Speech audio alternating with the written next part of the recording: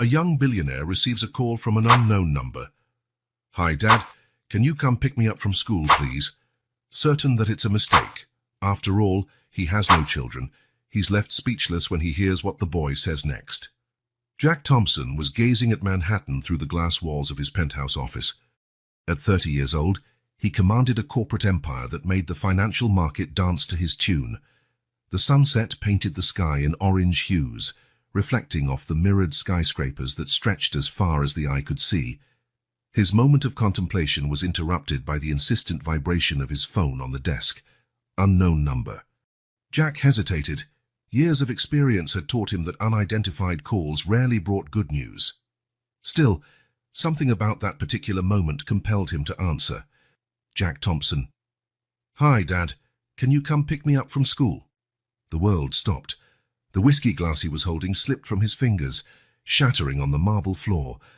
The child's voice on the other end made his heart skip a beat.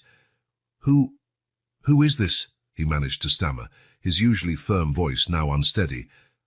"I'm Noah. I'm 5. The small voice held a tone of urgency mixed with fear. "My teacher, Miss Sarah, is helping me call because my mom, Emily, didn't pick me up today. She's sick." Emily. That name instantly took him back 6 years. The summer in Paris that had changed his life, though he didn't know it at the time. Candlelit dinners, strolls along the Seine, whispered promises under a starry sky. And then, her sudden disappearance that had never made sense. Until now. Noah. The name came out as a whisper. 5 years. His mind automatically did the math, each number like a hammer blow to his conscience. "Where exactly are you?" While the boy gave him the school's address, Jack was already on the move.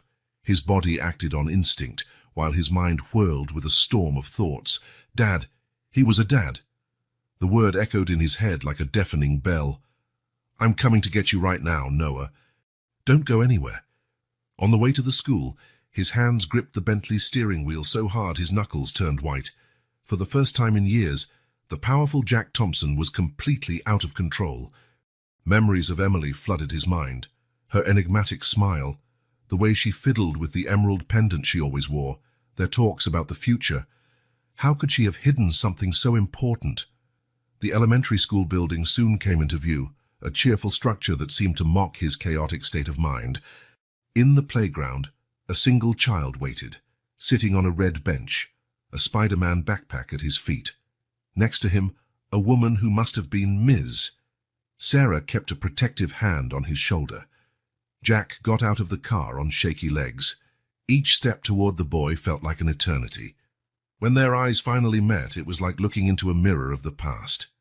The same cobalt blue eyes, the same unruly brown hair, even the small birthmark near the right eyebrow, a Thompson family trademark.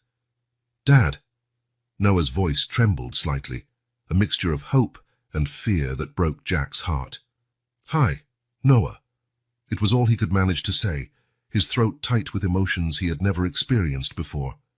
The boy stood up hesitantly, then, in a sudden impulse, ran and hugged Jack's legs. The simple, pure gesture tore down Jack's last defenses. He knelt down to the boy's level, his son, and returned the hug, feeling the little body tremble slightly against his own. "Ms." Sarah approached and explained the situation. Emily had been rushed to the hospital that morning. Before losing consciousness, she had told a neighbor to look for Jack's card in a special box. The frightened boy had insisted on speaking to his father personally. As Jack signed the necessary documents to take Noah, 1,000 questions piled up in his mind. Why had Emily kept it secret for so long? How serious was her illness? What would his life be like now, with a 5-year-old child he had just met? In the car, Noah talked about his mom, about his school, about his favorite cartoons, each word a new piece in the puzzle of his life that Jack hadn't even known was incomplete. Glancing in the rearview mirror, he saw the boy hugging his Spider-Man backpack, his eyes so much like his own, heavy with worry for his mother. Jack Thompson, the man who had built an empire by predicting every market move, now found himself in completely uncharted territory. But as he drove toward the hospital, one certainty formed in his heart. His life would never be the same after that unexpected phone call. And, surprisingly, it didn't scare him as much as it should have. The Memorial Hospital towered impressively against the Manhattan night sky, its windows lit like hundreds of watchful eyes. Jack held Noah's hand as they walked through the automatic doors of the ER, the characteristic antiseptic smell filling his nostrils. The boy squeezed his hand tighter, and Jack realized he wasn't the only one who was anxious. At reception, a middle-aged nurse directed them to the 5th floor. Oncology. The word hit Jack like a bomb. Cancer. Was that why Emily had disappeared? Was this the reason for such secrecy? "Are you a relative of Ms. Miller?" asked Dr. Sarah Chen, a young-looking oncologist with experienced eyes. Jack hesitated, looking at Noah, who was distracted playing with a small car in the waiting room under a nurse's supervision. "I'm the father of her child." The doctor nodded, her expression turning grave. "Emily has an advanced stage lymphoma. She refused treatment for a long time, focusing only on alternative therapies. By the time she finally sought conventional medical help," she paused meaningfully, "the cancer had already spread considerably." Jack felt the ground vanish beneath his feet. "What's the prognosis? Without immediate aggressive treatment, she has weeks, maybe a month." Dr. Chen was direct, though her tone was gentle. "With intensive chemotherapy, we can try to extend that, but I need to be honest. The chances aren't good." Before Jack could fully process the information, a sharp voice echoed down the corridor. "What are you doing here?" Linda Roberts, Emily's mother, advanced toward him like a storm. At 60, she still had the proud bearing Jack remembered from their brief encounters in Paris. Her face was contorted in a mask of fury and disdain. "How dare you show up after all this time?" she hissed, keeping her voice low because of Noah but dripping venom in every word. "You ruined her life." "Mrs. Roberts," Jack maintained his composure, although his blood was boiling. "I only found out about Noah today. Emily never told me she was pregnant. And why would she? So you could abandon her the same way you did when you found out she was just a waitress, a nobody in your precious family's eyes." The words hit Jack like slaps. It was true that his family, especially his father, had been cruel to Emily when they discovered their relationship. The class difference had been a scandal at the time, but he had never known she was pregnant when she disappeared. "I never abandoned her," he said, his voice coming out hoarsely. "She vanished. Changed her number. Her address. I looked for her. After your father humiliated her, after your mother offered her money to disappear." Linda gave a mirthless laugh. "Emily had too much pride to accept scraps from the Thompsons." The revelation hit him like a punch to the stomach. His parents had interfered without his knowledge. Anger began to bubble in his chest, but it was cut short by a small voice. "Grandma, can I see Mom now?" Linda instantly transformed, kneeling to hug her grandson. Jack used the moment to regain his composure, his mind racing to process all he had learned. "Come on, dear." Linda took Noah's hand. "But remember, Mom's very tired, so we need to be extra quiet." Jack followed them to the room, his heart pounding. Emily was unrecognizable in the hospital bed. Her face, once full of life, was now pale and gaunt. The golden hair he had loved so much was gone, likely due to treatment. But when her eyes opened at the sound of their entrance, they still had that special sparkle that had once won him over. "Noah!" Her voice was just a whisper, but filled with love. Then her gaze found Jack's, and tears began to slide down her cheeks. "Jack, I'm sorry. Mom, don't cry." Noah climbed onto the bed carefully, snuggling beside her. "Look, I found Dad, just like you told me to." Jack approached the bed, his heart torn between anger over her deceit and the pain of seeing Emily in this state. "Why didn't you tell me?" "Not here," Emily murmured, stroking Noah's hair. "Not now." In the days that followed, Jack was swept up in a whirlwind of actions. He hired the best oncology specialists in the country, started legal proceedings for paternity recognition, and began rearranging his life to accommodate Noah. The DNA test was just a formality. One look at the boy and you could see Thompson blood course through his veins. His family reacted as expected. His mother, Victoria Thompson, tried to deny it at first, but when confronted with the evidence of her interference years before, She broke down in tears of guilt. His father, Richard Thompson, remained unyielding in his disapproval, but Jack no longer cared what he thought. "You're throwing away your future over a mistake from the past," Richard thundered during one particularly tense dinner. "No, Dad," Jack replied calmly, standing up from the table. "I'm finally correcting the mistakes of the past. Noah isn't a mistake. He's my son. And unlike you, I'm not going to let prejudice and pride destroy my family." Amid the chaos, Noah became his anchor. The boy was surprisingly resilient, alternating between moments of deep sadness and flashes of childlike joy that lit up the hospital's somber corridors. Jack found himself increasingly amazed by each new discovery about his son: his love of dinosaurs, his early aptitude for numbers, his kind heart that cared about everyone around him. But at night, when Noah finally fell asleep in the hospital armchair, Jack allowed himself to feel the weight of it all: his parents' lies, the years he'd missed with his son, and the very real possibility that Emily, the woman he'd never truly stopped loving, might not live to see Noah grow up. The truth was painful, but Jack Thompson was determined to face it head-on. For Noah, for Emily, and for the man he wanted to become. Emily Miller had always known what it meant to fight for every penny. She grew up in a modest apartment in the Bronx, where her mother Linda worked 2 jobs to support the family after Emily's father passed away prematurely. The apartment's peeling walls were decorated with magazine clippings, pictures of places Emily dreamed of seeing and universities she aspired to attend. From a young age, Emily showed a brilliance that defied her circumstances. Her exemplary grades and dedication to her studies earned her a partial scholarship at NYU, where she worked part-time as a waitress to cover the rest of her expenses. It was on one of these work nights at the elegant cafe near campus that her path first crossed with Jack Thompson's. "I'm sorry." Emily had tripped, was spilling coffee on the expensive shirt of the young economics student. She braced for an outburst of anger, but instead she got a kind smile and blue eyes that seemed to see right into her soul. "Only if you promise to let me pay for another cup of coffee, and this time sit with me to drink it," Jack replied, surprising her with his kindness. That moment marked the start of something magical. Jack wasn't like the other wealthy students who frequented the cafe.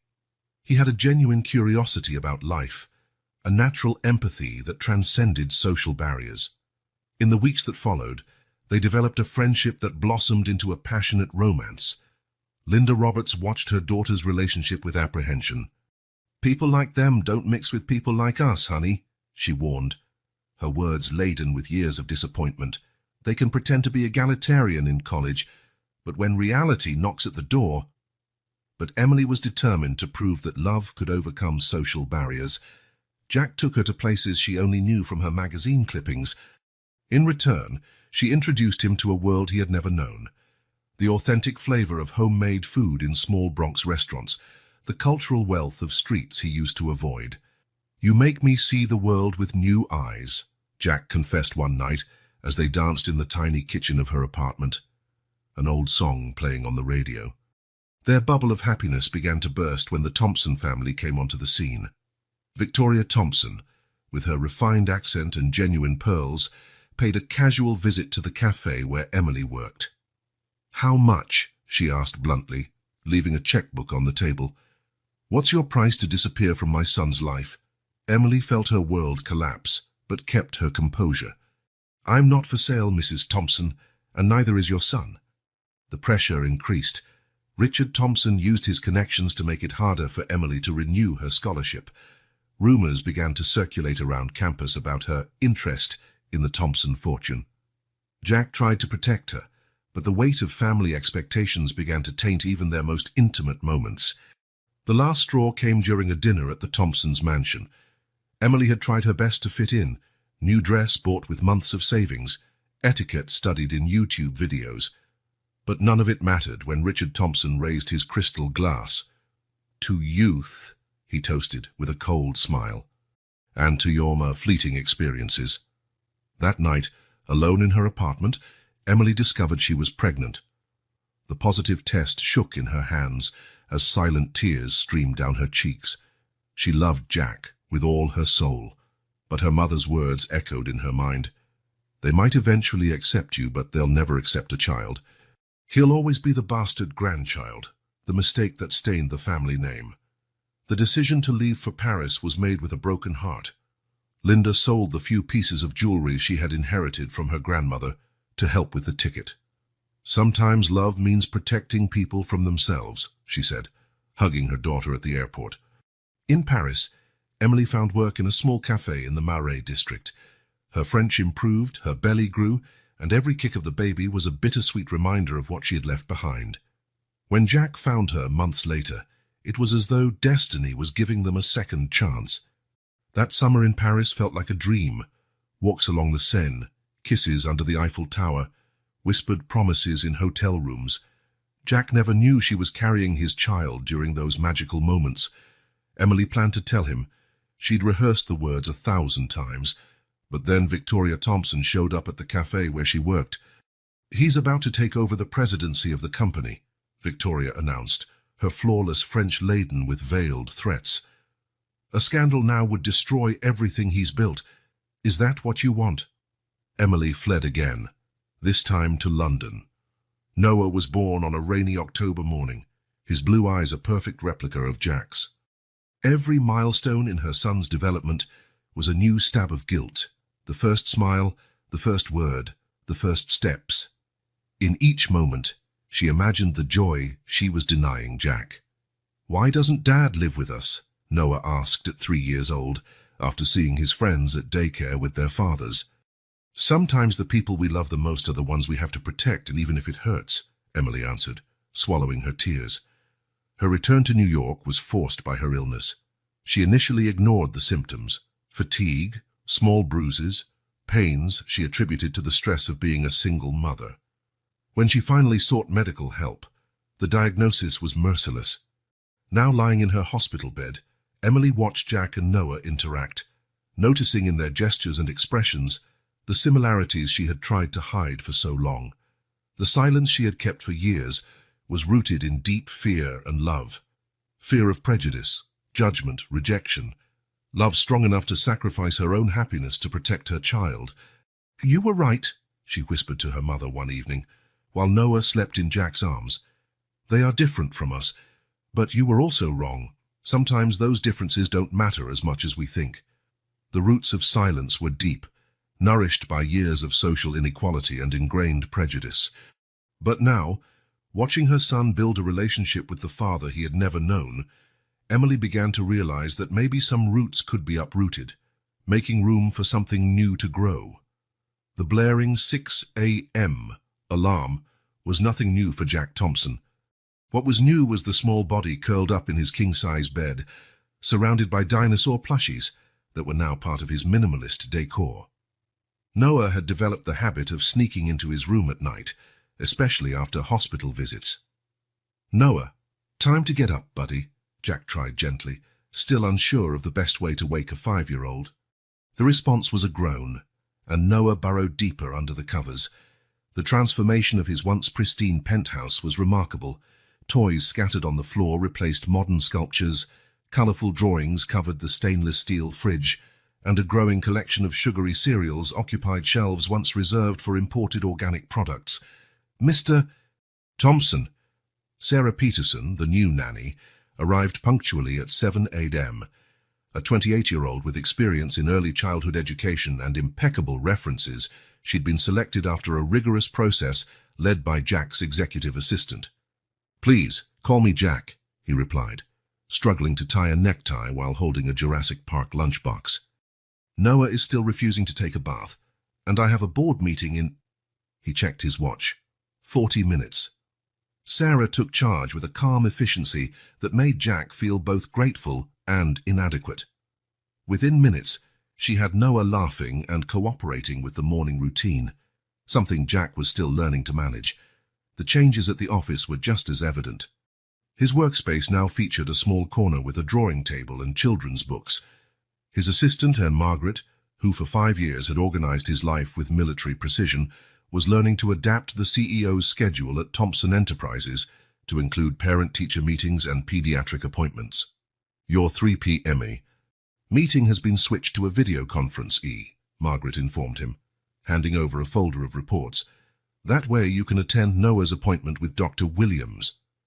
News of Jack's sudden fatherhood spread quickly through the financial market. Some board members expressed concern about his new focus on personal matters. Charles Bennett, his mentor and board chairman, called him in for a private talk. "Jack, you've built something extraordinary here," Charles began, gesturing to the panoramic view of Manhattan through the meeting room windows. "But in the past few days, you cancelled 3 important investor dinners." "My son needed me," Jack replied simply, surprised at how easily the words came now. "And he will keep needing me."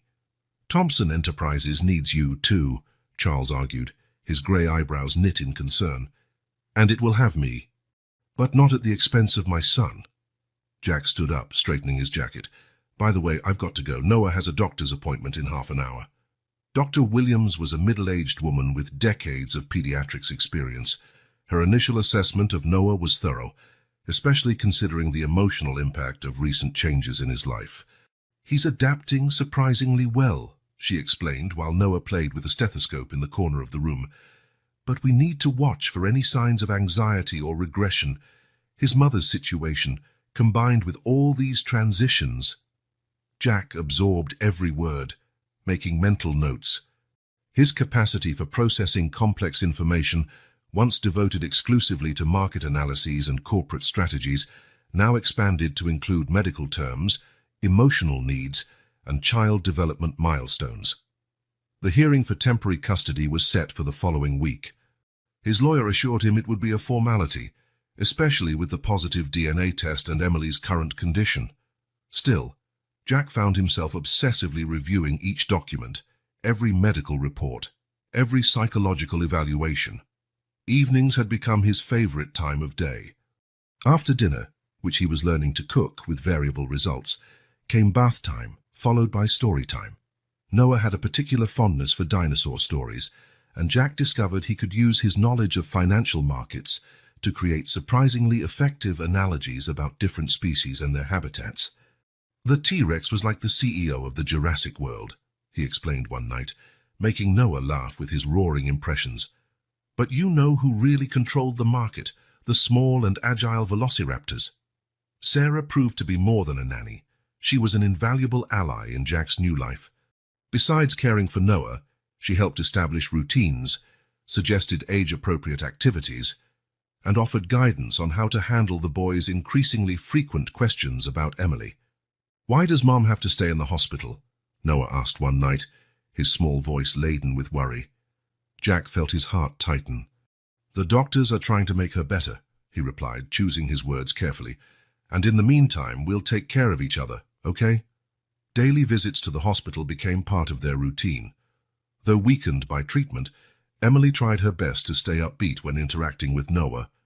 Jack watched their conversations, marveling at the bond between mother and son, and tormented by the time he'd lost. Late at night, in his home office, Jack often found himself looking at old photos of Emily that he'd managed to recover. The vibrant young woman in the images contrasted painfully with her current condition. Guilt and regret consumed him at times like this, always interrupted by the sound of little footsteps down the hallway. "Dad?" Noah would appear at the door, clutching his favorite dinosaur plush. "I can't sleep." And once again, Jack Thompson, the feared Wall Street shark, found himself putting aside spreadsheets and reports to settle into his son's bed, telling stories about a world where dinosaurs roamed the earth and all problems could be solved with a hug and a good night's sleep. His transformation didn't go unnoticed by his team.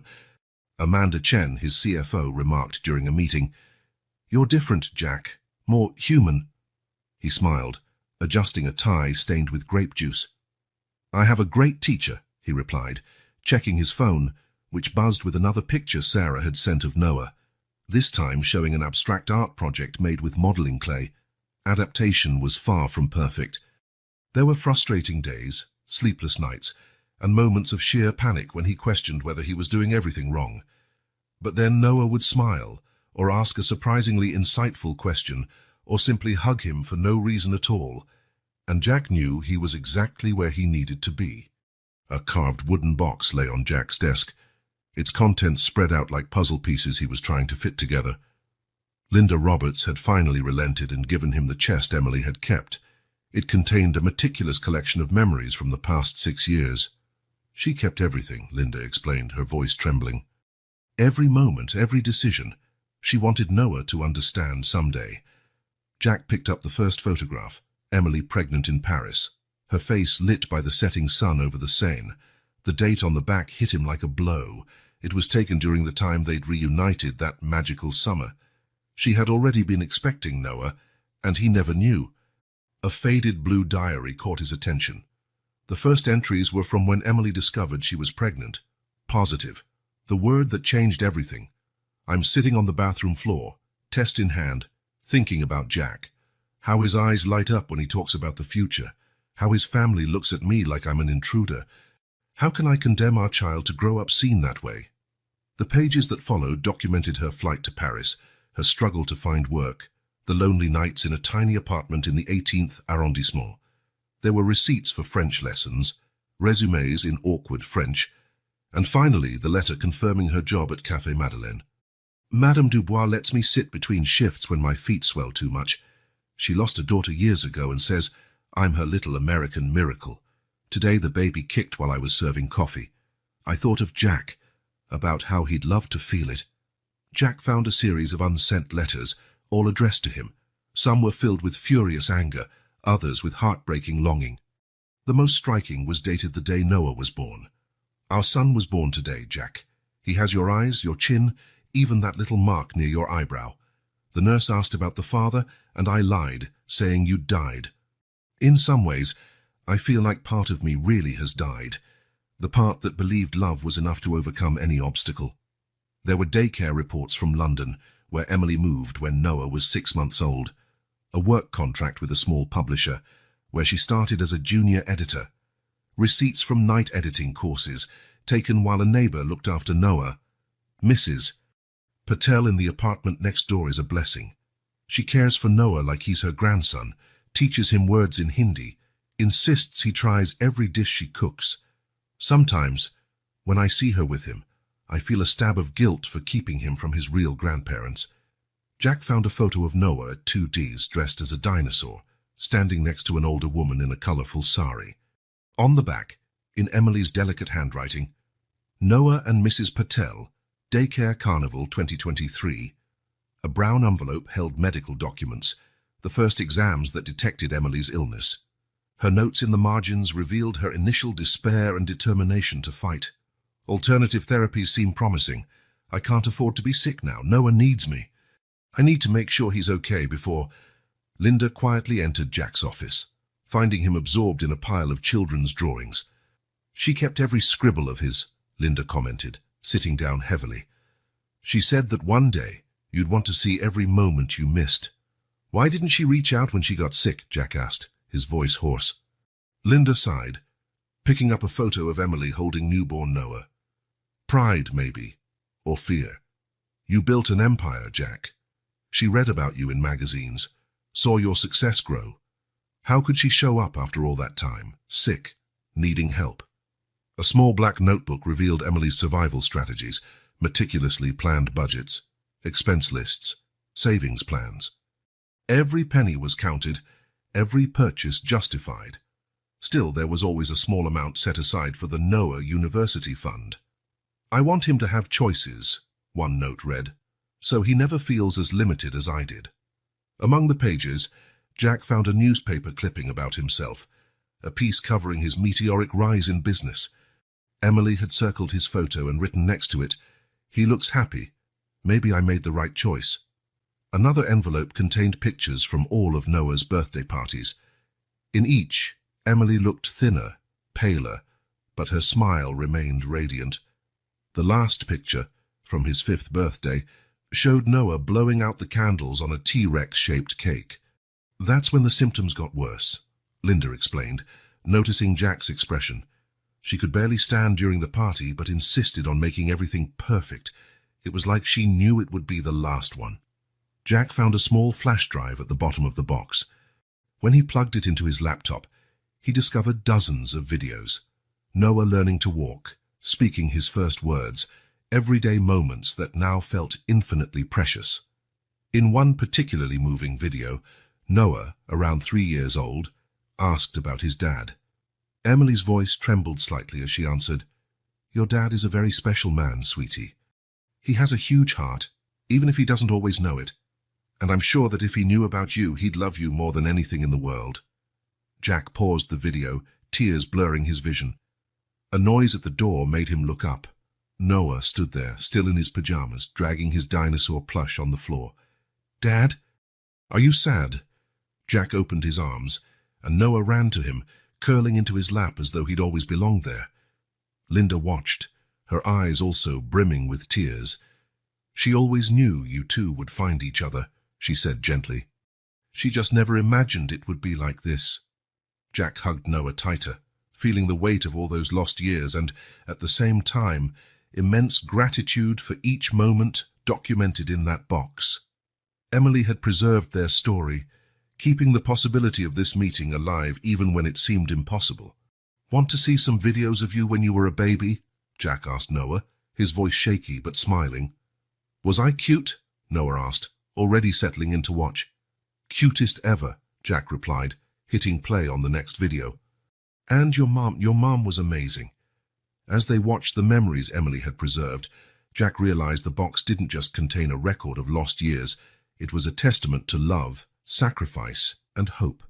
Each item told the story of a woman who had done the impossible to protect her son, ensuring that even in the toughest circumstances, Noah always knew he was deeply loved. "Are you sure you don't want me to go with you?" Sarah asked, helping Jack pack the last pieces of clothing into the small Spider-Man suitcase. "A whole weekend alone with him?" "I need to do this," Jack replied, checking for the third time the list he'd prepared. Extra clothes, motion sickness meds, healthy snacks and some not-so-healthy ones, first aid kit, favorite toys. It felt like he was preparing for an Everest expedition, not just 2 days in the Hamptons. The idea for the trip came after one of Noah's sessions with his child therapist. "He needs exclusive time with you, without distractions," she had advised. "Have space for you two to build your own memories." Now standing at the front door with their bags ready, Jack wondered if he was prepared. Noah, on the other hand, was buzzing with excitement, jumping from foot to foot with his beloved T-Rex plush under his arm. "Can we see whales, Dad? My teacher said sometimes they swim near the shore." "We'll try, champ." Jack smiled, realizing fear was beginning to give way to anticipation. The car ride itself turned out to be an adventure. Noah had a natural gift for asking questions Jack had never considered before. Why is the sky blue? How do birds know where they're going? If dinosaurs still existed, could they ride in a car?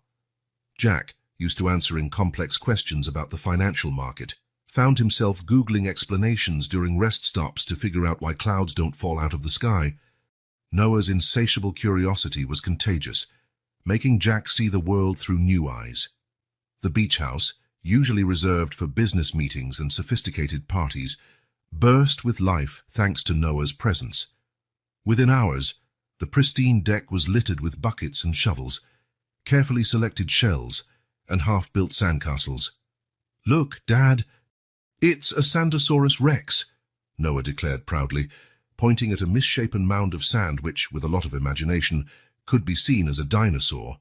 Jack, still in his designer clothes, didn't hesitate to kneel in the sand to help. His hands, more used to signing million-dollar contracts, now molded towers and moats with complete dedication. Lunch was a diplomatic negotiation worthy of his best boardroom deals. "How about a deal?" Jack proposed, switching into negotiation mode. 3 pieces of broccoli in exchange for ice cream for dessert? Noah considered the offer with comical seriousness. 5 scoops of ice cream, 2 scoops and extra whipped cream. Deal. Noah extended his tiny hand to seal it, imitating the gestures he'd seen his dad make on work video calls. At night, lying in beach chairs, they looked up at the stars. Jack discovered that his knowledge of the financial market could be surprisingly handy in explaining constellations. "See those 3 stars in a row? That's Orion's belt. Think of him as the CEO of the sky, organizing all the other stars. Like you organize your company?" "Something like that." Jack smiled. but I think I prefer organizing constellations with you. The second day brought rain, forcing them to improvise indoor activities. Jack found that his home theater, once used only for PowerPoint presentations, was perfect for blanket forts and watching dinosaur movies. "Dad," Noah called during a particularly thrilling scene in Jurassic Park, "do you think Mom will like our fort when she gets better?" The question caught Jack off guard, his heart clenching. "I'm sure she will, champ. And we can build many more for her." The rain also led to unexpected discoveries. Jack found Noah quietly working in his office, meticulously drawing. "What are you doing?" "A chart," Noah answered casually. "Just like yours, but mine's about dinosaurs." Jack moved closer to see a colorful drawing where different dinosaurs were categorized by size, with numbers carefully written beside them. His son had inherited more than just his looks. They took dozens of photos over the weekend. Jack, who once only appeared in formal pictures for business magazines, now had a phone full of clumsy selfies, ice cream-smudged grins, and heroic poses next to sandcastles. On Sunday afternoon, as they packed up to leave, Noah found a particularly pretty shell on the beach. "Can we take it to Mom?" he asked, his blue eyes, so much like Jack's, shining with hope. "Of course," Jack said, storing it carefully. "How about we take one last picture to show her?" The photo captured a perfect moment. Father and son on the beach, hair tousled by the wind, identical smiles, and the shell between them like a shared treasure. It wasn't a technically perfect photo, slightly blurry, the angle off, but for Jack, it was the most important picture he'd ever taken. Back in the car, Noah fell asleep almost immediately, clutching his T-Rex. Jack drove in silence, occasionally glancing in the rearview mirror at his son. How was it possible that in such a short time, this small person had become the center of his universe? He remembered his initial worries about the weekend, the fear of not knowing how to act, failing to connect, making mistakes. Now, those concerns felt distant. Sure, he'd made mistakes, serving cereal with hot milk for breakfast, forgetting sunscreen on the first morning, nearly having a heart attack when Noah vanished for 2 minutes on the beach. He was just behind a chair. But each mistake brought a lesson. Each awkward moment became a precious memory. Each laugh, each question, each small discovery wove a bond he knew would never be broken. Before heading back into the city, Jack made one last stop at the hospital. Emily, though exhausted from treatment, smiled as she saw the photos and held the shell like it was a rare jewel. "He has your smile," she commented softly, looking at the images. "And your heart, too." Jack held her frail hand, thinking about how life could change completely in a matter of days. 2 weeks ago, he was a lonely workaholic. Now, he was a father, a learner, a builder of sandcastles, and a budding dinosaur expert. And for the first time in his adult life, he felt he was finally doing something that truly mattered. Size crisis and decisions. The memorial hospital felt different that morning. The corridors, usually bustling, were strangely quiet when Jack arrived for the meeting with the medical team. Linda was already there, her hands nervously clutching a worn handkerchief. "Where's Noah?" she asked, trying to keep her voice steady. "With Sarah. I thought it best he not be here for this conversation." Dr. Chen entered the conference room, accompanied by 2 other doctors, Dr. Marcus Stevens, a surgical oncologist, and Dr. David Park, a bone marrow transplant specialist. Their grave faces foreshadowed the news to come. "The last round of chemotherapy didn't have the effect we'd hoped, Doctor." Chen began, spreading out test results on the table. "The lymphoma is spreading faster than we can contain it." Dr. Stevens pointed to a series of images. "These dark areas show new disease sites. The pressure on vital organs is increasing." Jack studied the images, his mind trained for data analysis, trying to process information his heart refused to accept. "What are our options?" "There's an experimental procedure," Dr. Park explained, opening a file on his tablet. "A new approach combining immunotherapy with a bone marrow transplant. It's highly risky, especially given Emily's weakened state. But it's our only real chance," Linda finished, her voice breaking. The discussion that followed was intense. Statistics, risks, medical protocols. Every detail was scrutinized. Jack asked dozens of questions, writing down every answer, as though the solution could be found if he simply understood all the angles. "How long do we have to decide?" he finally asked. "The surgery needs to happen in the next 3 days, if we choose that route, Doctor." Stevens replied, "After that, the risk becomes prohibitive." Jack stood, walking to the window. Outside, life went on as normal. People coming and going, ambulances arriving, the autumn sun shining indifferently on the storm unfolding in that room. "We need to talk to her," Linda said softly. "It's her life." Emily's room was silent except for the steady beep of the monitors. She looked even smaller in the hospital bed, but her eyes still held the determined spark Jack remembered so well. "No need for those funeral faces," she joked weakly when they entered. "I saw Dr. Stevens in the hallway. I know it's time for tough decisions." Jack held her hand while the doctors explained everything again, including the options.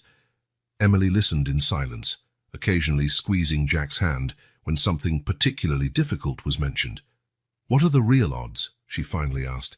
"Without surgery, just a few weeks," Dr. Chen answered honestly. "With it, a 30% chance of success. And the risks of the surgery itself. They're significant. There's about a 20% chance you might not survive the procedure." The silence that followed was heavy with unspoken words and unexpressed fears. Emily finally broke it. "I need to see Noah before I decide." Half an hour later, Noah entered the room carrying a new drawing, this time a T-Rex in a doctor's coat. Emily smiled, making space on the bed for him to sit beside her. "That's a handsome doctor you drew," she commented, running her fingers through his hair. "That's Dr. Rex," Noah explained seriously. "He's the best dinosaur doctor in the world. He'll make you better." Emily glanced at Jack, tears silently rolling down her cheeks. "Noah, honey, Mom needs a very important surgery." "To get better?" "To try to get better, yes." She took a deep breath. "But it's a hard surgery, and I'm a little scared." Noah considered this, then placed his T-Rex plush next to her on the bed. "Rex can stay with you. He's really brave and scares away all the fear." Jack had to turn away to hide his own tears. Linda sobbed quietly in the corner of the room. Later, after Noah had left with Sarah, Emily made her decision. "I'll do the surgery," she announced. "Not because of the 30% chance, but because of the 100% certainty that I have to try. For him." The next 2 days were a flurry of preparations. Jack leveraged his contacts to bring in specialized equipment and ensure the best professionals were on hand. Linda practically moved into the hospital, overseeing every detail of her daughter's care. The night before the surgery, after Noah had gone to sleep, Jack returned to the hospital. He found Emily awake, staring out the window. "Can't sleep?" he asked, sitting beside her. "I was thinking about all the things I still want to do," she replied. "All the moments I want to have with Noah, his first day of school, his graduation, his—" "Hey," Jack interrupted gently, holding her hand. "You'll have all that. You're the strongest person I know." Emily gave a sad smile. If something goes wrong tomorrow—" "Emily, no, I have to say this." She squeezed his hand. "If anything happens, I want you to know that I never stopped loving you. Every decision I made, no matter how wrong it might look now, was out of love. For both of you." Jack leaned in and kissed her forehead softly. "I know. And we love you too. So fight tomorrow, okay? Fight with everything you have." Early the next morning, the medical team began prepping. Dr. Stevens reviewed the procedure with his staff, while Dr. Park supervised the final pre-op tests. Noah, still in his pajamas, was brought in for one last hug before the surgery. "Remember that Rex is with you, Mom," he whispered in her ear. Watching Emily's gurney being wheeled into the operating room, Jack held Noah in his arms, both waving until she disappeared through the double doors. The little dinosaur plush was perched proudly on her chest, like a talisman of hope. Now came the hardest part, the waiting. And for the first time in his life, Jack Thompson, the man who always controlled everything, could do only one thing: pray. Richard Thompson's office looked exactly as Jack remembered: imposing, cold, intimidating. Sitting behind the massive mahogany desk, His father wore the same stern expression that Jack had known since childhood. Victoria Thompson was by his side, her pearls gleaming under the late afternoon light. "We found this in the old safe." Richard slid a yellowed envelope across the desk. "Your mother thought you should see it." Jack opened the envelope with trembling fingers. Inside were documents dating back 6 years, bank transfers, confidentiality contracts, and, more disturbingly, detailed reports about Emily during her pregnancy in Paris. "You spied on her?" he asked, his voice trembling with restrained anger. "We protected the family's interests," Richard corrected, his tone icy. "She was pregnant when she went to Paris. Our investigators confirmed it. And you didn't think I had a right to know," Victoria interjected, her voice trembling. "We wanted to protect you, dear. Thompson Enterprises was at a critical point. A scandal like that." "A scandal?" Jack stood abruptly. "We're talking about my son." 5 years. You robbed me of 5 years with my child." "She took the money," Richard stated, as if that settled everything. "No, Dad. She refused." Jack shook the documents. "It's right here in your own reports. She refused every cent you offered." The silence that followed was deafening. Jack could hear his own heart pounding as the puzzle pieces fit together. His parents' secret trips to Paris, their veiled questions about Emily over the years, his mother's guilty looks the first time Noah was mentioned. "Did you know she was sick?" he finally asked. His parents' silence was enough of an answer. "My God." Jack ran a hand through his hair. "For how long?" "Our contacts in London informed us about a year ago," Victoria admitted softly, "when she started looking for treatment." Jack felt each word like a physical blow. "A year. She was dying. And you knew." Without another word, he left the office, ignoring his mother's calls after him. In the elevator, his hands trembled so badly he could barely dial his lawyer's number. "Marcus, I need you to review some documents, immediately." Hours later, in his own office, Jack was surrounded by paperwork and his legal team. The extent of his parents' interference was greater than he had imagined. There was evidence they had actively sabotaged Emily's attempts to contact him over the years. "They had no legal right to do this," Marcus explained, adjusting his glasses. "Technically, we could file a lawsuit." "No," Jack interrupted. "I don't want a public scandal. Noah's already going through enough." His phone vibrated. A message from Sarah with a photo of Noah sleeping, holding tight to his ever-present T-Rex. The image grounded him, reminding him what really mattered now. "What are our options regarding custody?" Marcus began explaining the legal procedures, but was cut off by an urgent call from the hospital. Jack's heart froze as he saw Dr. Chen's number. "Mr. Thompson, there's been a complication with Emily." The rest of the day was a blur of hospital corridors, medical jargon, and impossible decisions. Emily had developed a severe infection after surgery, complicating her already delicate condition. "We need authorization for an experimental procedure," Dr. Stevens explained.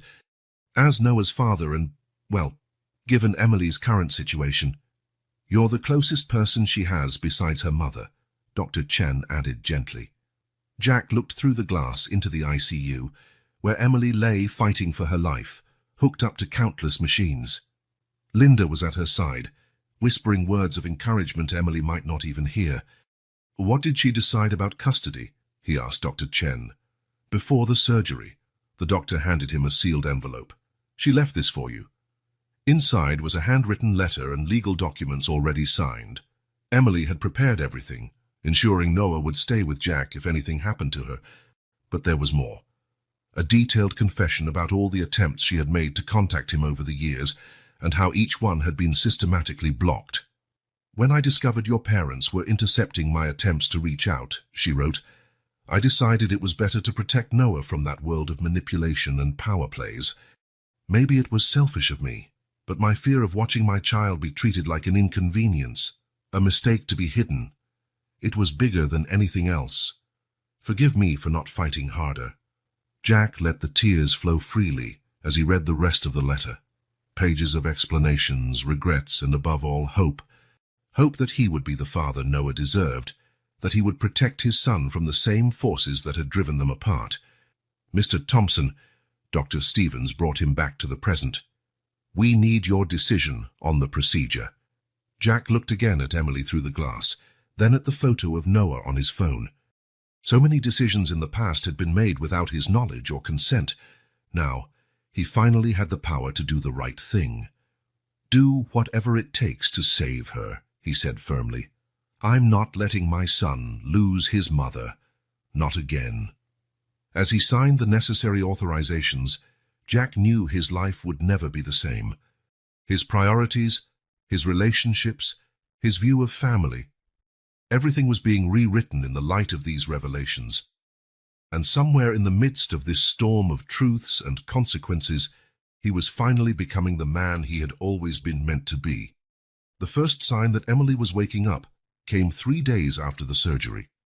A slight movement of her fingers, a change in the heart monitor's rhythm, and her eyes began to open slowly. Jack, who had dozed off in the chair next to her bed, was alerted by the machine's shift. "Emily?" he called softly, leaning forward. Her eyes opened fully, disoriented and confused. She looked around the room, her gaze passing over Jack without recognition, until it landed on Linda, who had just walked in. "Mom?" Her voice was hoarse from the intubation. Where am I?" "At the hospital, dear," Linda replied, rushing over to her. "You had surgery." Emily frowned, trying to organize her thoughts. "What year is it?" The question made Jack and Linda exchange worried looks. Dr. Chen had mentioned the possibility of cognitive complications after surgery, but no one was truly prepared for this. 2025, honey," Linda answered gently. Panic began to rise in Emily's eyes. "No, that can't be. I was in Paris. Jack felt his heart constrict. Paris, 6 years ago, when she was pregnant with Noah. Dr. Chen was called immediately. After an initial evaluation, the doctor confirmed their fears. Emily was suffering from retrograde amnesia, apparently losing the last 6 years of her memory. It could be temporary, the doctor explained. The trauma of the surgery, combined with physical and emotional stress. "What about Noah?" Jack asked quietly. "How do we explain him?" That question was answered sooner than expected. Noah, brought in by Sarah for his daily visit, ran into the room before anyone could intercept him. "Mom, you're awake!" Emily looked at the boy with a mix of confusion and something deeper, an instinctive recognition that went beyond conscious memory. Her hands trembled as she touched Noah's face, tears filling her eyes. I have a son," she whispered, looking at Linda for confirmation. Realizing something was wrong, Noah stepped back a little. "Mom? You don't remember me?" The pain in the boy's voice was enough to break everyone's heart. Jack quickly stepped forward, placing his hands on his son's shoulders. "Mom's a bit confused because of the medicine, buddy," he explained as best he could. "We need to help her remember, okay?" In the days that followed, a careful routine was established. Dr. Patel, a neuropsychologist specializing in amnesia, developed a recovery program that included cognitive therapy and gradual exposure to memories. "The brain is incredibly resilient," she explained during a session. "The memories aren't necessarily gone, just temporarily inaccessible." Emily's visits were now controlled, always supervised by medical staff. Noah, showing surprising maturity for his age, brought in drawings and photos, telling stories of the times they'd spent together. "Remember when we made dinosaur cookies? Mum, you let me put blue frosting on all of them." Each story acted like a tiny bridge being rebuilt. Sometimes Emily could latch onto a memory, a smell, a feeling, a fleeting moment. Other times, frustration overwhelmed her. "It's like I lost an entire life," she confessed during a therapy session. "I have a wonderful son I don't remember raising. And Jack..." She hesitated. "In my last clear memories, we were in Paris. And now..." Jack took an active role in her recovery, bringing documents, photos, and objects that might trigger memories.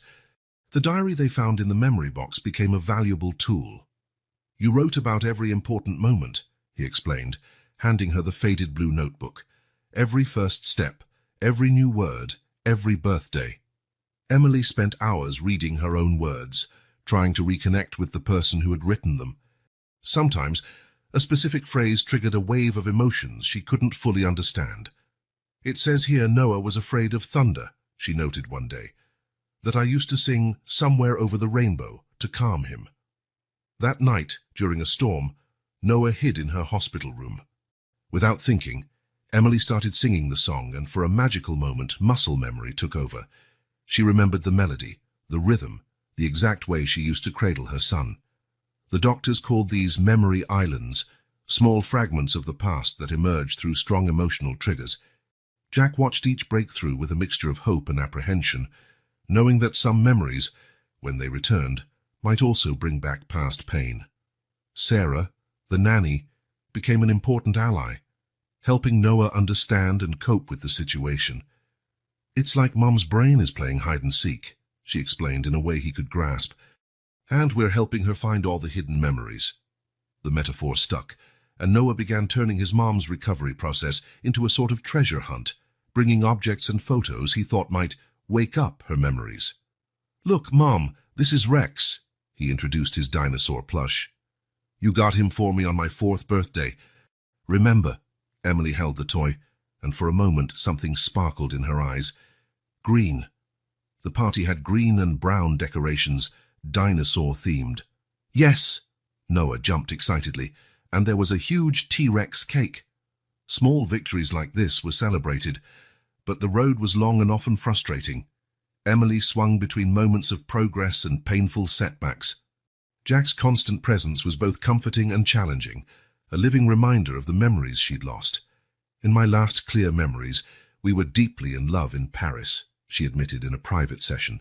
"Now he's the father of my child, a man who's obviously changed a lot while I wasn't there, Doctor."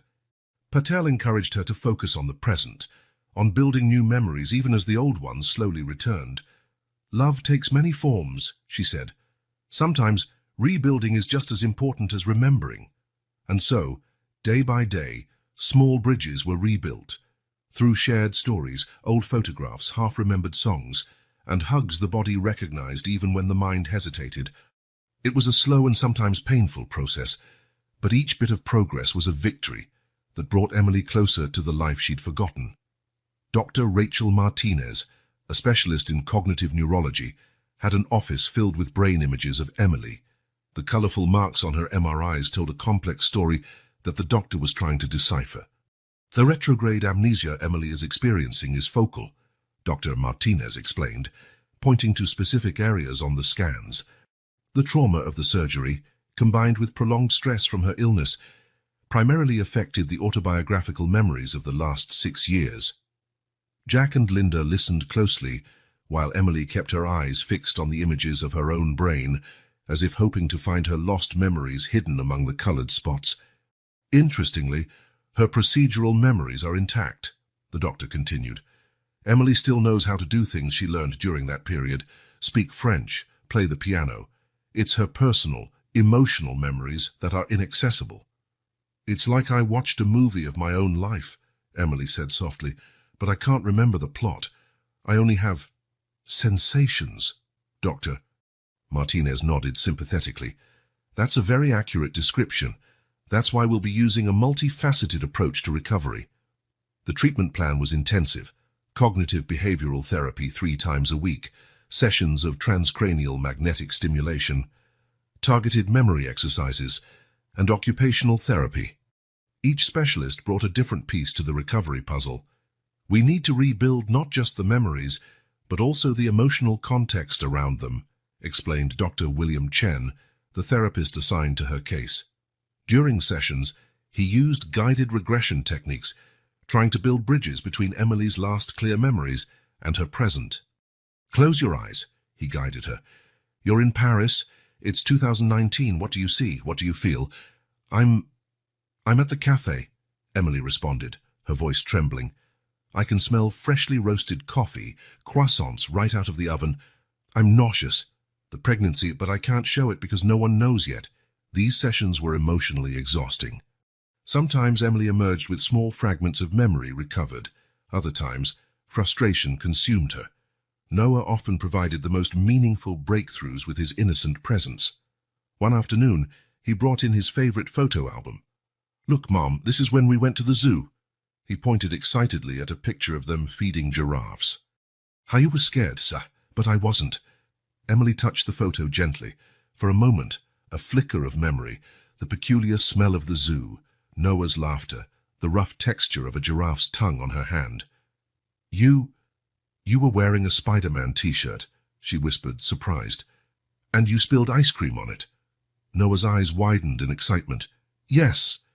And you said it was no big deal because stains are memories."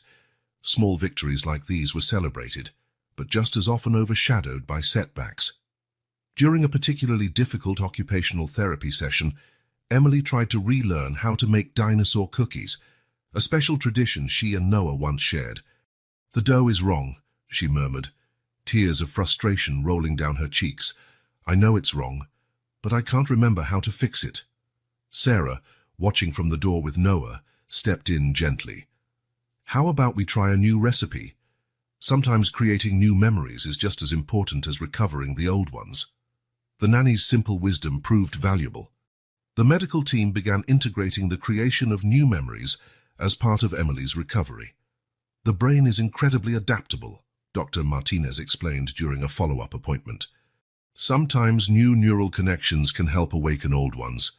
Jack became a constant presence in the therapy sessions, acting as a bridge between the past Emily remembered and the present she was trying to reclaim. His presence was comforting, yet also a reminder of the memories she had lost.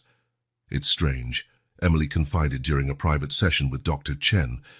"I have clear memories of falling in love with him in Paris, but then there's this void. And now he's the father of my child, a man who's obviously been through so much that I didn't witness." The therapist encouraged her to explore these complex feelings. Sometimes the heart remembers what the mind forgets.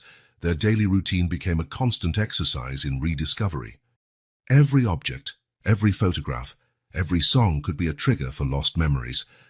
Linda turned Emily's hospital room into an informal museum of her missing years, panels covered with photos, birthday cards, Noah's drawings, all in chronological order. "It's like putting together a puzzle without seeing the picture on the box," Emily remarked one day, staring at the memory wall. "I know all these pieces fit somehow, but I can't see the whole picture." The doctors monitored her progress carefully. Weekly scans revealed small changes in brain activity, previously dormant areas beginning to show signs of life. "It's as though her brain is creating detours," Dr. Martinez said, pointing to the new images, finding alternative paths to access the blocked memories.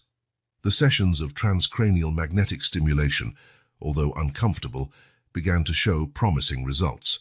Memories started returning, first in disjointed flashes, then in more coherent sequences. "I remember the smell of wet earth," Emily shared during a session. "Noah was 3, it was raining. He wanted to jump in every puddle on the way to school." Every recovered memory was meticulously documented, creating a timeline of the lost years that slowly began to piece itself back together. The medical team developed a color-coded system for her memories: green for fully recovered, yellow for partial, red for still inaccessible. The emotional toll on everyone involved was enormous. Noah shifted between childlike hope and deep sadness when his mother didn't remember something important. Jack balanced his own pain with the need to be strong for both of them. "It's like losing her twice," he confided to Linda on a particularly tough night. "First when she left for Paris, and now when she's here but doesn't remember our life with Noah." Yet in the fog of forgotten memories, moments of clarity began to appear. During a music therapy session, Emily found herself playing a lullaby on the piano, a song she used to sing to Noah. "I don't remember learning this," she said, her hands moving automatically across the keys. "But my fingers remember." It was in these moments that hope renewed itself.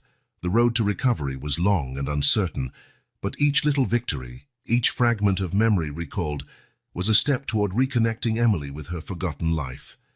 "Memories are like stars, Doctor Chen would often say.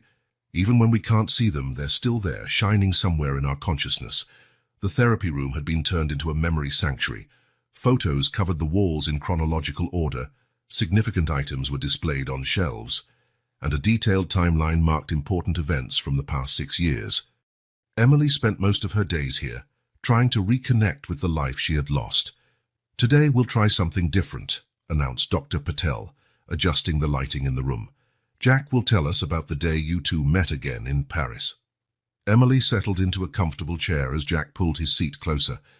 Their hands met instinctively, a gesture her body remembered, even if her mind didn't. It was a June afternoon, Jack began, his voice soft as he recalled the memory. Café Madeleine was on a sunny corner in the Marais. I was there on business, but something drew me into that specific café. As Jack spoke, Dr. Patel watched Emily's reactions closely. Small shifts in her expression, changes in her breathing, unconscious hand squeezes, all potential signs of emerging memories. You were different, Jack continued, thinner, your hair shorter, but your smile, that smile that lit up your eyes. It was exactly as I remembered. Emily closed her eyes, letting Jack's words paint pictures in her mind. There was music playing, she said hesitantly. Something in French. La Vie en Rose, Jack confirmed, moved. It was playing when I walked in. A small but significant breakthrough. Dr. Patel made notes while they continued the exercise. Each memory retrieved was a precious victory. The next sessions focused on different periods. Noah became an active participant, bringing his own documents, drawings, toys, stories only he and his mother had shared. "Remember this, Mom?" he asked one day, showing her a crumpled drawing of a purple dinosaur. "You said it was the most beautiful dinosaur in the world, even though it had 3 heads and 5 legs." Emily smiled, touching the drawing carefully. For a moment, something flickered. A memory of the smell of crayons, Noah's laughter, the afternoon sun shining through the kitchen window. "You were wearing your yellow apron," she said slowly. "You had flour on your nose because we were baking cookies." "Yes," Noah jumped excitedly. "Dinosaur cookies. And you let me add extra chocolate chips even though the recipe didn't call for it." Such moments of recognition were precious, but the path was marked by just as many painful setbacks. The medical team constantly worked to find the right balance between stimulation and rest. "The brain is like a muscle," Dr. Chen explained during a session. "We need to exercise it, but also give it time to recover." Stimulation techniques varied daily. Songs Emily used to sing to Noah, specific scents from key moments, familiar textures. Each sense was a doorway to potentially awaken lost memories. A major breakthrough occurred during an aromatherapy session. The smell of lavender, seemingly insignificant, triggered a cascade of recollections. "The garden," Emily whispered, tears sliding down her cheeks. "We had a small garden in London. Noah helped me water the plants. He had a blue watering can with clouds painted on it." Jack quickly searched his phone and found a picture of exactly that moment. Noah, about 3 years old, proudly watering a small lavender patch. The sessions began to get more specific, focusing on particular periods or major events. Linda brought the dress Emily had worn to Noah's 4th birthday. Sarah shared videos she'd taken over the last few months, and Jack contributed emails and messages they had exchanged that summer in Paris. "It's like watching someone else's life," Emily admitted in a private session. "I know I'm the one in the photos, in the videos, but it's as if there's a glass wall between me and those memories. I can see them, but I can't feel them fully." Frustration sometimes flared up at unexpected moments. One afternoon, Noah showed Emily how she used to cut his sandwiches into dinosaur shapes. "Not like that, Mom," he gently corrected her when she tried to replicate the cut. "You always made the neck longer." The fork fell from Emily's hand with a clatter. "I should remember this," she whispered, her voice breaking. "These are such simple, important things. Why can't I remember?" Jack found a way to turn those frustrating moments into opportunities for healing. He started documenting not just old memories, but also the new ones they were creating. "Maybe not all the old memories will come back," he explained, showing Emily the new album he was putting together, "but we can make new ones that are just as special." The approach worked. Emily began to allow herself to live more fully in the present, even as she continued working to recover her past. Therapy sessions now included not only memory exercises, but also moments devoted to building new experiences. One day, during a particularly productive session, Emily started humming a tune while playing with Noah. She stopped abruptly, surprised. That song. She looked at Jack, eyes wide. I used to sing it to put him to sleep, didn't I? Every night, it was our routine. Somewhere over the rainbow, Jack confirmed, emotional. It was the only thing that calmed him during storms. It was as if a door had been opened. In the following weeks, more memories began to surface, some in vivid flashes, others in vague sensations, all contributing to reassemble the puzzle of her life. It feels like the memories have been sleeping, Emily told Dr. Patel in one session. And little by little, they're waking up. Some are still groggy, confused, but others are starting to come into focus. The medical team kept track of each improvement, adjusting her treatment as needed. Brain scans showed increased activity in previously dormant regions, and her cognitive tests revealed steady improvement. But perhaps the most significant sign of progress wasn't in the tests or scans, but in the small and everyday moments, like the time Emily automatically served Noah's cereal just the way he liked it, or completed a story Jack was telling about Paris by adding details she shouldn't have remembered. The memories are there, Dr. Patel reassured them. It's like a puzzle that's slowly putting itself together, piece by piece. Some pieces might take longer to find their place, and others might never fit perfectly, but the overall picture is forming. And so, day by day, memory by memory, Emily was rebuilding not just her past, but her sense of self. Each recovered memory was a victory. Each new moment with Noah and Jack was a treasure. Each day brought the promise of more connections to be re-established. One ordinary afternoon marked the first truly clear memory returning. Emily was in the hospital garden, watching Noah play with his plastic dinosaurs, when the distant sound of a child's laughter triggered something in her mind. "The playground," she whispered, her eyes wide with sudden clarity. "Noah, you fell off the slide when you were 3. You had on a Spider-Man t-shirt. I ran so fast." Noah paused his game, looking at her expectantly. "And you kissed my scraped knee," he added excitedly, "and said that a mom's kiss has magic powers." Emily covered her mouth, tears rolling down her cheeks. The memory was so vivid now, the sunny day, the moment of panic watching him fall, the relief when he smiled through his tears after her magic kiss. Jack, who had been watching closely, immediately called Dr. Martinez. The neurologist explained that such spontaneous recall was a very positive sign. "It's like her brain is finally finding alternative routes to access these memories," she said, taking detailed notes. "Each memory regained can trigger other connections."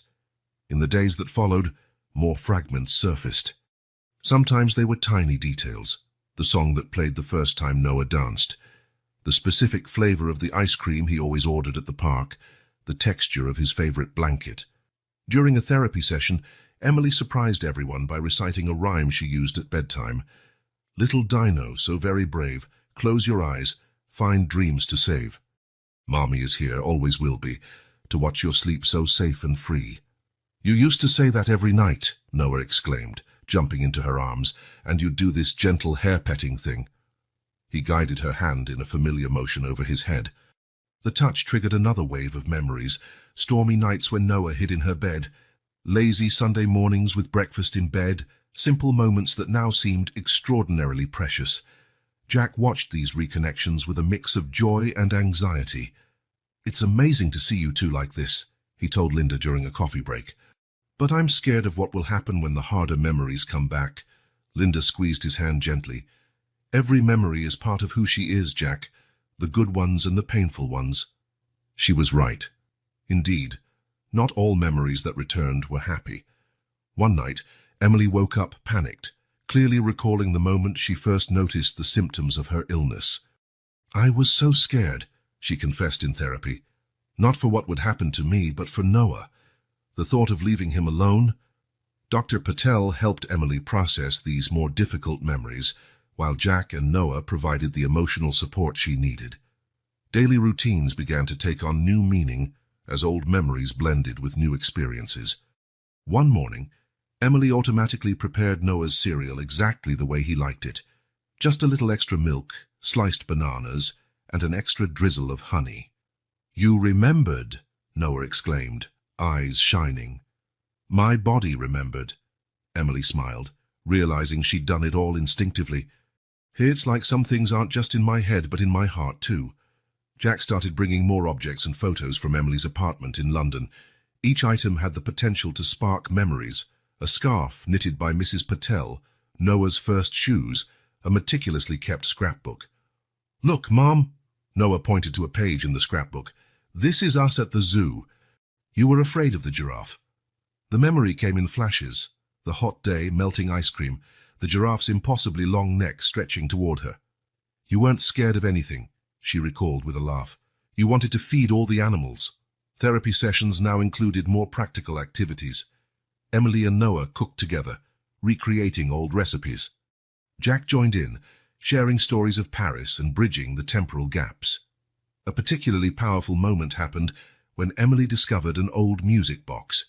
When she opened it, the melody of Somewhere Over the Rainbow filled the room. This was the first gift I bought for Noah, she said softly, the memory now crystal clear. I just found out I was pregnant. I was alone in Paris, but when I heard that song in the shop, I knew I'd never really be alone again. Jack felt his heart clench. How many moments like that had he missed? How many small decisions, choices and memories had shaped his son's life before he even knew of his existence? But Emily, as if sensing his thoughts, took his hand. We can't change the past, she said gently, but we can make new memories, all of us together. The medical team noted significant improvements in her scans. The areas of her brain once affected showed signs of recovery, and her ability to form new memories was growing stronger. It's like her brain is rebuilding bridges, Doctor, Martinez explained, pointing to the updated images. Some old, some new, but all leading to the same place. Her memories, her identity, her story. Noah, in his childlike wisdom, had his own explanation. It's like when I lose a Lego piece, Mom. Sometimes we find it under the couch. Sometimes we have to use a different piece, but in the end the toy still gets built. And so, day after day, piece by piece, Emily's life was being reassembled. Some memories returned in vivid bursts. Others came slowly, like photographs gradually developing. Every recalled memory was a treasure, every moment of reconnection a victory. One particularly meaningful afternoon, Emily was able to tell Noah, without any help from photos or prompts, the full story of his birth, the first contractions in London, the rush to the hospital, the overwhelming emotion of holding him for the first time. You were so small, she said, voice thick with emotion. But your eyes were exactly like Jack's. That was the first time in months I didn't feel alone. Jack, watching mother and son embrace, realized this might be the real miracle, not just the recovery of old memories, but the ability to create new ones, heal old wounds, and build a future together. And as the sun set through the hospital window, casting golden shadows on the small family gathered there, Emily held her son with one arm and Jack's hand with the other, feeling truly whole for the first time in a long while. The family therapy room had a different atmosphere that morning. The winter sun streamed through the large windows, illuminating the space where Emily, Jack, Noah and Linda sat with Dr. Sarah Bennett, the family therapist who had been guiding them for weeks. Today, Dr. Bennett began, we're going to talk about the future. Emily has regained much of her memory, and it's time to discuss how to move forward as a family. Emily, considerably stronger after months of treatment, held Noah's hand while looking at Jack. The last few weeks had not only restored her memories, but given her a deeper understanding of every decision she had made in the past. I remember everything now, she began softly. Every choice, every fear, every moment of doubt. But I also remember the love, so much love that it sometimes hurt to keep it to myself. Jack leaned forward in his chair. The past has left its mark on all of us, but maybe those scars can make us stronger if we let them.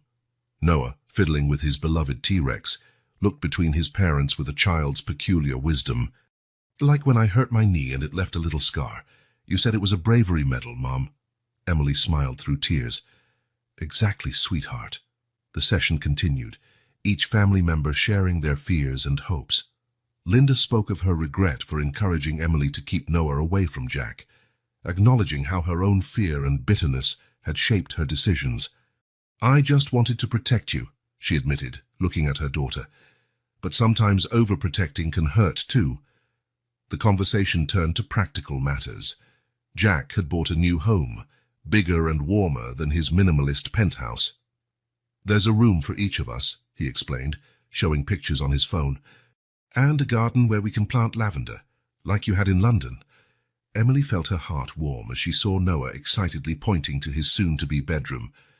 "Can we paint it green, so it matches dinosaurs?" "Of course, champ," Jack said with a grin. "We can do anything we want. It's a new beginning."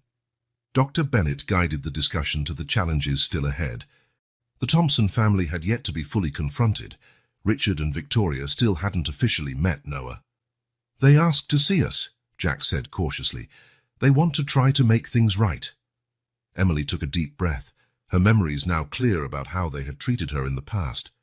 "People can change," she finally said. "We changed. Planning for the future included decisions about Noah's education, living arrangements, and most importantly, how to balance Jack's career with the family life they were building. I've hired a CEO to handle daily operations of the company," Jack announced, surprising everyone. "I'll remain chairman of the board, but I don't want to miss any more important moments with you." The news sparked a discussion about Emily's own plans. With her health improving and her memories restored, she was considering restarting her editing career. "The publisher in London offered me remote work," she revealed. "I can work from home, be here for Noah, and still keep my independence." Linda, who had been silent for a while, spoke up. Maybe I could help with Noah after school, if you'd like." The offer hung in the air, laden with significance. It was more than a practical favor. It was a plea for redemption, a chance to rebuild burned bridges. "I'd like that," Emily smiled at her mother. "Noah loves your stories."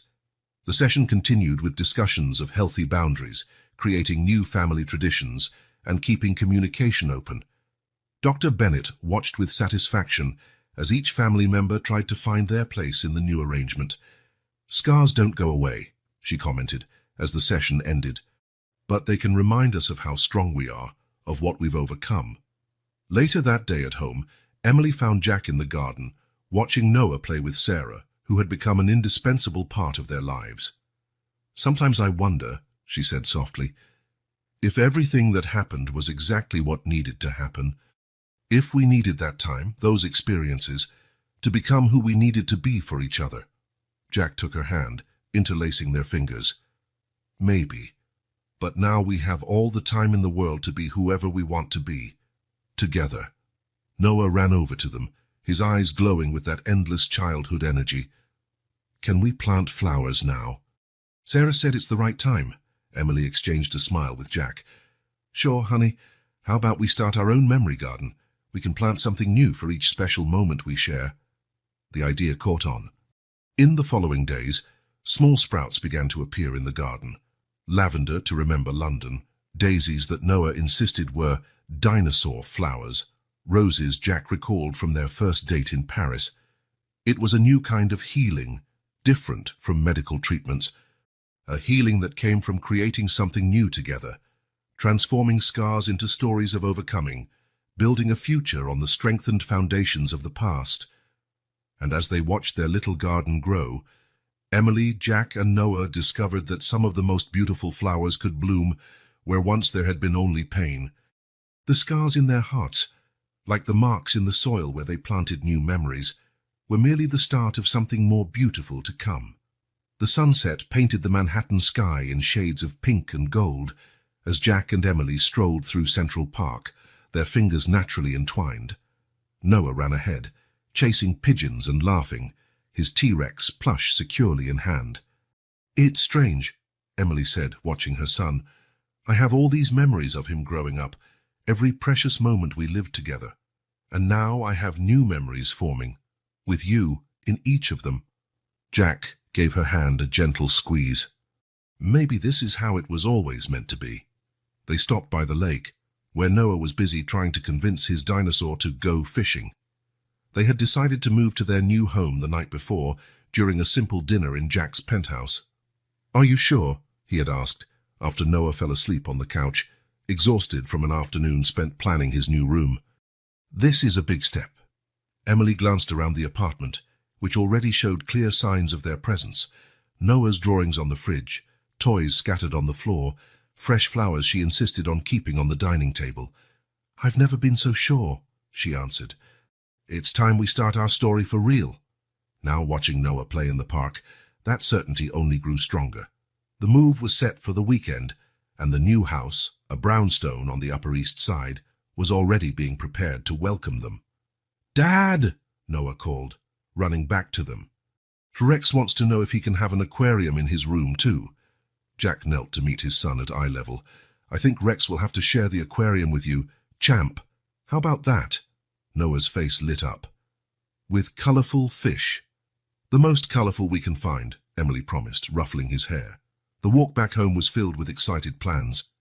Noah had very specific ideas about his room: a dinosaur mural on the wall, star-like lights on the ceiling, and a Jeep-shaped bed. "What about our room?" Jack asked Emily gently when Noah got distracted by a passing dog. Emily's heart fluttered at the word "our." This love, rebuilt between them, was still new and precious. "Something simple," she replied, "but with a big armchair by the window, so we can read stories when Noah visits us in the morning." On moving night, after hours of unpacking, and with dozens of boxes still unopened, they found a moment of peace in the backyard garden. Noah had finally fallen asleep in his new room, surrounded by dinosaurs and the soft glow of ceiling stars. "I remember the first time I saw you," Jack said softly, as they sat on a garden bench beneath the first stars of the evening. "At the cafe near NYU. You spilled coffee on my shirt. And you asked for my number instead of the laundry bill," Emily finished, laughing. "I thought you were crazy." "Maybe I was. Crazy about you." The silence that followed was comfortable, filled with both old and new memories. A gentle breeze carried the scent of the first flowers they had planted together: lavender, roses, and daisies, forming a small oasis of color and fragrance. "You know what amazes me most?" Emily asked, leaning back against Jack's chest. "How love can take so many different forms. The love I felt for you in Paris, the unconditional love for Noah, and now, this more mature, deeper love we're building." Jack kissed the top of her head. "A love that's weathered storms and still blossomed." A noise from the house caught their attention. Noah appeared at the patio door, sleepy and dragging his T-Rex. "I can't sleep," he mumbled. "Rex is scared of the new room." Emily and Jack shared a knowing smile. "Come here, buddy," Jack called, making space for him on the bench. Noah snuggled in between them, his small body fitting perfectly in the gap. Together, they watched the stars pop into the Manhattan night sky one by one. "Look, a shooting star," Noah pointed excitedly. "Make a wish," Emily whispered, hugging her son. Noah squeezed his eyes shut, focusing on his wish. When he opened them again, his face wore a calm smile. "I don't need to wish for anything," he declared with a child's deep simplicity. "I already have everything I wanted." Jack felt tears welling up. Emily reached over Noah's shoulders to intertwine her fingers with Jack's. In that moment, under the starry Manhattan sky, they were simply a family. Not the Thompsons, not the Millers, just a family united by a love that had survived time, distance, and forgetting. Their new home gradually came to life with their presence. Jack's office now had a wall dedicated to Noah's drawings. The kitchen constantly smelled of Emily's attempts at recreating French recipes. The garden flourished under the family's shared care, each new flower a celebration of their reclaimed love.